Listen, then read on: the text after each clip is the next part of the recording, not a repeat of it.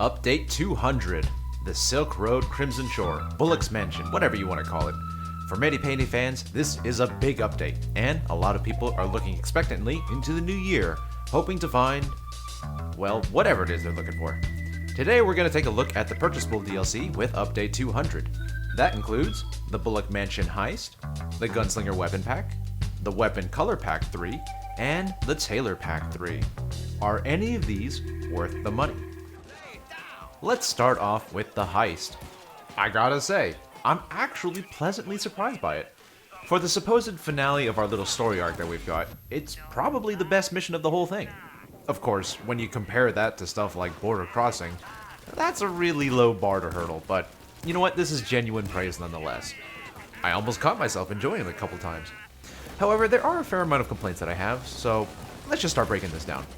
This new mission can be done in both loud and stealth, and I'd say it's in the middle ground in terms of difficulty. It's not the easiest cakewalk, but it's also not absurd like some maps can be. The design of the map does share a lot of similarities with Scarface Mansion, but personally I found it unique enough where it never felt like I was playing just another carbon copy, which is a good thing. One aspect of the map that I did quite enjoy is the RNG aspect. It feels fairly intuitive this time around, and it does add to the replayability of the map. What I mean by that is, most every map in this game has some objective or some locations that can change. It adds flavor to playing the map again, so it's not done the same way every time. This map in particular handles this aspect very well, where different objectives in both stealth and loud can really change how you approach the mission, while at the same time, it makes a semblance of sense. For example, let's say when going loud, to get into the inner sanctum, the game might ask you to either collect resources to build a bomb, or you can hack a server room to open a door. Both of these objectives require you to play the map in a different way, while at the same time, not one being clearly easier or harder than the other, so it doesn't really feel like you're being screwed over by RNG. And once you play the map enough to learn the objectives and the locations of important equipment, you can also collect them early, even if they're not objectives yet, or they're not going to be used at all. These are all things that the preceding Silk Road maps kind of failed to do. You know, most of them only had slight location changes for objectives, and in particular, let's say with Breakfast in Tijuana, it was very frustrating to find, say, an important objective very early, but you couldn't interact with it simply because you just weren't on the right objective step, so you had to leave it behind. Some people may argue that's for balance purposes, but personally I enjoy how it's handled in Bulic's Mansion. For stealth, it's got a fairly even spread of guards and routes that they follow, and while some people may consider it an easier stealth heist, I think it's still got enough aspects of it that can add a little challenge, like all of the civilians and whatnot. Just like in Loud, the RNG aspects of it can spice up the replayability without being overly annoying. I also noticed that the guard patterns, they had a huge lack of idiots that stand in one place for minutes on end, and the only way to the objective is in between you and that stupid idiot picking his nose for half an hour. So you know what? That's a win in my book. For Loud, it certainly feels like they cranked up the spawn rates to 11. Enemies are literally shit all over on top of you, and the map was designed in such a way where there's very few places with proper cover. Due to the nature of the small rooms and corridors of the mansion though, it doesn't really feel unbearably painful.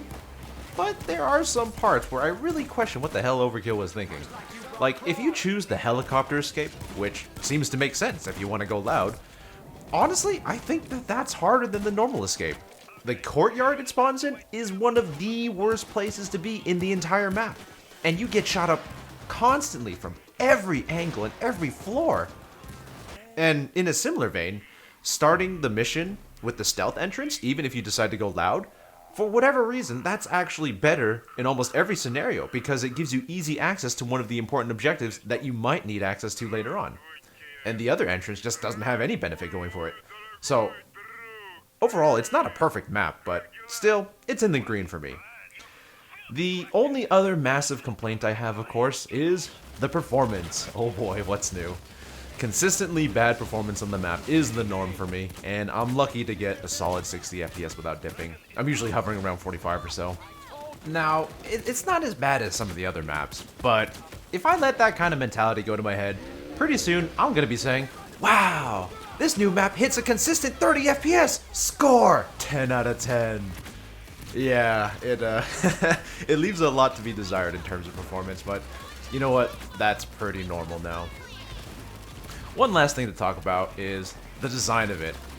I actually really like the design of this map. An extravagant Latin-themed party with the masks and everything. That's really nice. An eccentric guy with a fucking pet shark, and he's your target. Honestly, there's quite a bit to admire about this heist compared to the others in my opinion. The puzzle was pretty simple. It was fun, but it was simple. And the objectives, they weren't the most cookie-cutter ones like we usually get, you know, like sit by this saw for 10 minutes. The aesthetic of the map is pretty good, albeit it could use some better lighting because I had to turn up my game brightness all the way just to be able to see. It actually looks fairly decent for Payday standards. Overall, I'd say this is probably one of the best maps added in a while. Personally, I enjoyed it quite a bit, so I'd say this is worth your money. The Gunslinger weapon pack adds a lever-action sniper, a shotgun, and a revolver to the game. The shotgun and sniper are primary only, while the revolver has a single secondary version, as well as an akimbo primary.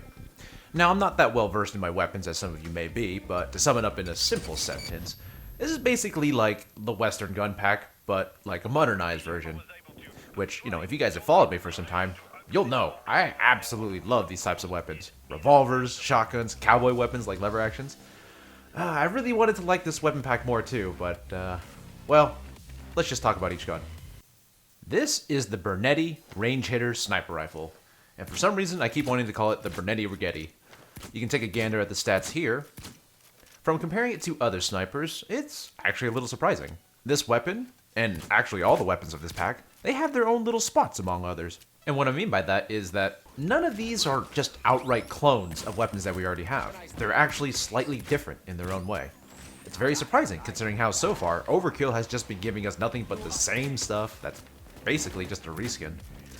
So for this gun in particular, it resides in between the weakest sniper archetype, the 160 damage ones, and the middling archetype ones, the 250 damage ones. This sniper is just shy of 200 damage without damage boosting skills. I have to say, I'm a little disappointed that this sniper has no iron sight option. How can you have a lever action rifle without an iron sight option? It's blasphemy. Overall, snipers, they're not something that I like taking to the higher difficulties since their inherent traits aren't really what I need.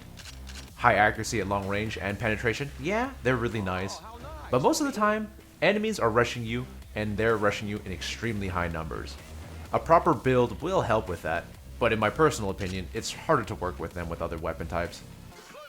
Also, as an FYI, playing this new map and using this sniper with Grays, it's really stupid. Grays still kill civilians, so unless you let them all run out, you're going to be killing a whole bunch without even knowing it. Personally, I thought the weapon felt a little weak, but I also wasn't running it with a Berserker setup, which I should, so it would probably help out a lot.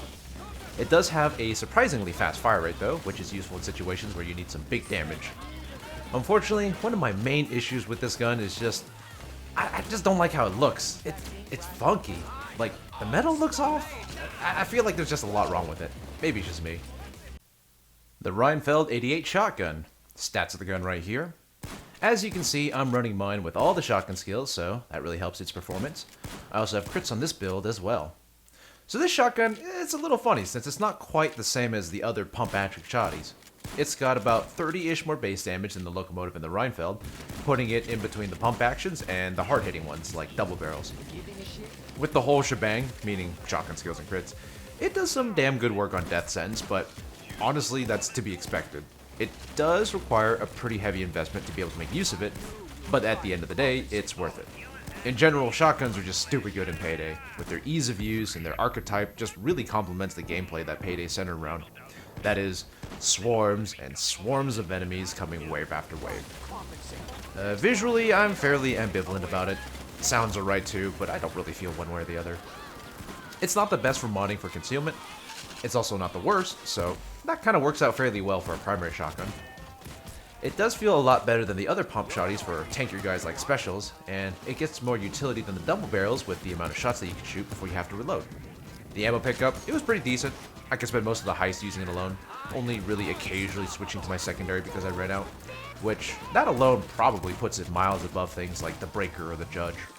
Overall, useful and with good utility, but doesn't really feel too special otherwise. The Frenchman Model 87 Revolver. Revolvers in this game, they're a little bit of an oddball pack because the Bronco is probably just the best one of the pack.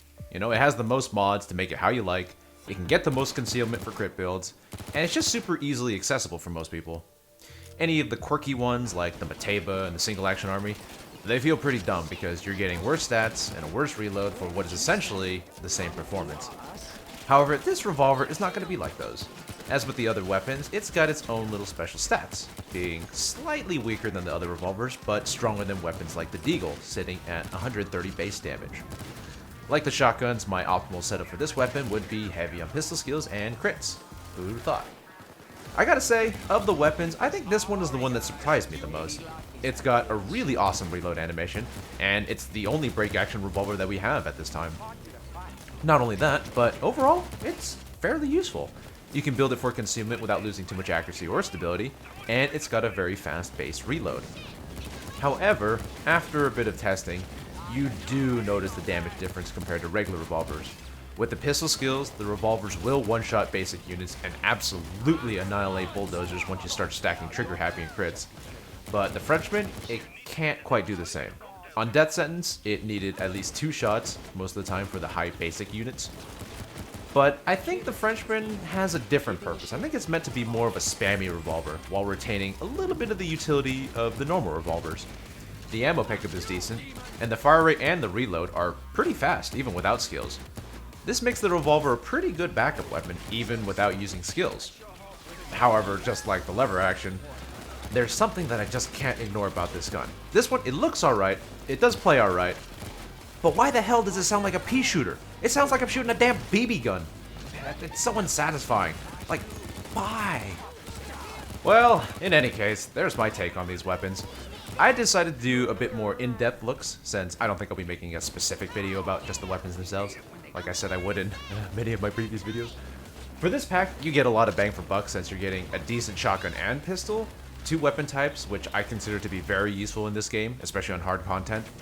But I also don't find them overly special, or like the best of their archetypes, so that kind of lowers my opinion of them slightly. That, and there's just a few nitpicky things that I have. First world problems, I can get over it. For the Gunslinger weapon pack, I'd definitely put this under maybe worth the money. It really just depends on how much you enjoy these particular weapons. The Tailor Pack 3. In this pack, you're getting 2 new suit skins, each with their own variations, and 11 new glove skins. Now, that's actually a lot of different glove skins, and I gotta say, I think I like them a lot more than the previous ones. These offer a few different models, but they also offer color variations to them, so it's easier to find one that fits your aesthetic. You know, I'm not much of a guy that likes using cosmetics that I paid for. I'd rather use stuff that I can earn, but these ain't half bad. You know, most of them look like actual gloves and not just some weird skin texture like the previous packs. Unfortunately, the same can't be said for the suits. This pack tries to follow the Western style and added some, I guess, Western gambler style wear. I don't really know what it's actually called, but you know, it's like the stuff you see in a Western. Unfortunately, they just don't look good. The proportions are off, and they just look super awkward. The variations, they're mostly just recolors, you know, which is fine, but that doesn't really help how they look. It just looks wrong. Which is a damn shame, because there's finally a Tailor Pack where I can kind of say, maybe I can say it's worth it, but the suits are definitely not worth the buy alone, so in my eyes, that lowers the quality all the way down to not worth the money. The Weapon Color Pack 3. Oh boy, more weapon colors. Admittedly, they did do something different this time around, and that's adding metallic looking colors instead of just weird flat ones. They actually don't look too bad. Definitely better than the awkward flat colors that make stuff look like Nerf guns. But I think the coloring still looks wrong on most guns. There's also less pattern designs this time around than the second weapon color pack, so if you're into that, this pack has lower value for you. Otherwise, this is mainly just a quick preview of the pack. Honestly, for me, I'd never buy these, but some people are into them, and hey, more power to you. So there you have it, my thoughts on whether or not these particular DLC are worth your money. I gotta say, this update surprised me. It had more worthwhile content than I thought we would get. A lot of people like to say that I never have anything good to say of the game anymore. And while I can't really deny that, it's also because Overkill hasn't given me things worth praising. And they finally have, at least to some extent. The map is way better than the previous ones we've gotten as of late. And paired with Infamy 3.0, I guess it's a rather positive update. I do wish Infamy 3.0 were more rewarding so that I could at least maybe consider leveling up again. But I'm content enjoying other games, so that's fine by me, even if it's not good for my YouTube. The only really kind of annoying thing about Infamy 3.0, which was pointed out to me in the comments of my last video, is how much of a kick in the balls the Infamy 100 achievement is. I've always had 100% or close to 100% achievements in this game. You know, it's a fun little goal to have, even if it's a little bit tedious. But that achievement can go fuck itself. There is no way I'm infaming 75 more times. And the kicker is, that means I'll also never get to have 100% achievements unlocked ever again. Oh well. First world problems. I had to get that off my chest. In any case, I hope you guys enjoyed the video, and I hope to see you again in the next one.